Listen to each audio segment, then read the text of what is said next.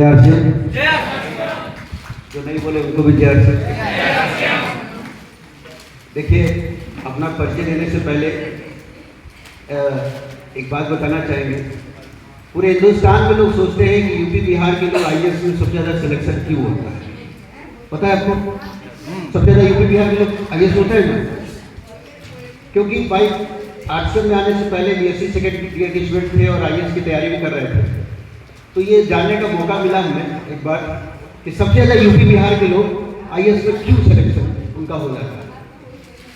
उसके पीछे कारण है, क्योंकि यूपी बिहार के लोग कम बोल के अपनी बात समझा लेते हैं। तो एक बार की बात है कि आईएएस का इंटरव्यू हो रहा था और उसमें जो जज बैठे हुए थे, जो सिलेक्टर्स बैठे थे, उनके वो था कि भाई आज हम लोग क्या करें, कैसे सिलेक्ट करें। तो दोनों इस निष्कर्ष पे आए कि जो अपनी बात कम शब्दों में रख लेगा वो सेलेक्ट, बाकी रिजेक्ट। तो दोनों बैठे थे। पहला एक कैंडिडेट आया और वो मुंबई का था। मुंबई गेट खोलते बोला मैं कमिंग सर, तो बोला रिजेक्ट। इतना लंबा बोला। फिर दूसरा आया और वो दिल्ली का था। वो गेट खोलते बोला सर अंदर आ जाओ, बोला नहीं इधर लंबा, रिजेक्ट। फिर आया अपना यूपी, यही किसी की यही की धरती का। वो गेट खोला, बोला घुसी,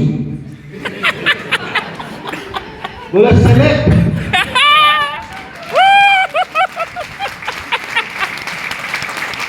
और जिन लोगों को ये शब्द ना समझ में आया हो वो अपने पड़ोसी से पूछ लेगा। ठीक। तो देखिए,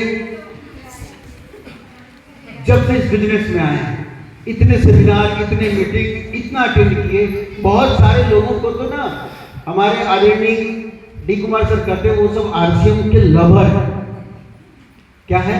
लवर। उनको केवल आरसीएम में मीटिंग में आना और खुश होके चार्ज होके जाना, बस यही अच्छा लगता है। कल सर की एक लाइन दिल को छुई और वाकई में था। वो एक लाइन सर ने बोर्ड में लिखा था, वो था करने से होगा। किससे होगा? करने से होगा। और आज जिस शख्सियत को हम लोग सुनने आए हैं, इनके बारे में इतना बताएं कि एक लड़का जिसको साइकिल किस्तों में खरीदनी पड़ी थी, सेकेंड हैंड साइकिल किस्तों में खरीदनी पड़ी थी, कल की मीटिंग में हम लोग को पता चला सर के जीवन की एक घटना कि अभी पीछे सर के पिताजी एक शादी में गए थे और उस शादी में अंकल जी का कार खराब हुआ। दूसरा कोई होता तो कार बनवाता, लेकिन सर के पिताजी जैसी बताया कि बेटा गाड़ी खराब हो गई है, सर ने वहीं पे खड़े खड़े नई गाड़ी पर भिजवा दी। पावर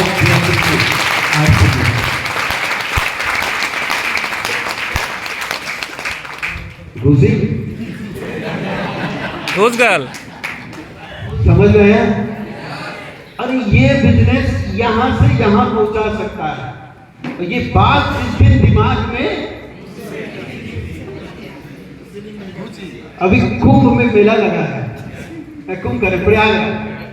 अरे प्रयागराज मेला नहीं लगा है, ये पूरे पूर्वांचल में लगा है। जिधर देखो उधर भीड़ वही है। और एक बात मुझे समझ में आया, इतना भीड़ क्यों है भाई? क्यों है भीड़? नहाने के लिए। 144 साल में हम एक निष्कर्ष पे, हम भी गए कुंभ में डुबकी मारे। बताया जाता है वर्मा सर 21 दिन हम गए, मेरे साथ वाले जो थे ना वो 5 बार माना जाता है, 5 बार करना, 5 बार बस। हम बोले नहीं, वर्मा सर 21 दिन याद दिलवाए हैं, हम 21 बार डूब 21 बार मारे। वहां पे जाने के बाद एक बात समझ में आया हमें, अपने काम की बात को लोग हर जगह से निकाल लेते हैं। 144 साल में एक बार भीड़ क्यों है? अच्छा, मानते नहीं मानते? लोग इतना भीड़ लगा के क्यों जा रहे हैं? क्योंकि सबको ये हो गया कि 144 साल में एक बार बोल सकते हैं आप लोग, खाओ क्या? 144 साल में एक बार, 144 साल में 144 साल में एक बार। तो ये बात बताइए, ये जीवन कितनी बार मिला है? एक बार। और आरसीएम 144 साल में कई बार करिए? एक बार।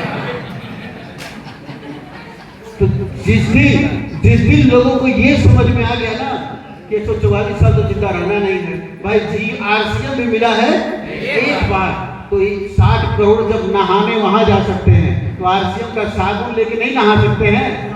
हो सकता है कि नहीं हो सकता?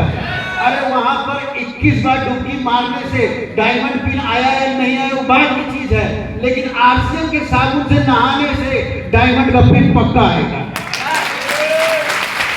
और जिस दिन हिंदुस्तान के 60 करोड़ लोगों को समझ में आ गया कि 144 साल में इसको भी एक ही बार मिला है, उस दिन उसी तरीके से लाइन, उसी तरीके से ट्रैफिक, उसी तरीके से ट्रेनों में लोग भर भर के ज्वाइनिंग करेंगे, भर भर के करेंगे।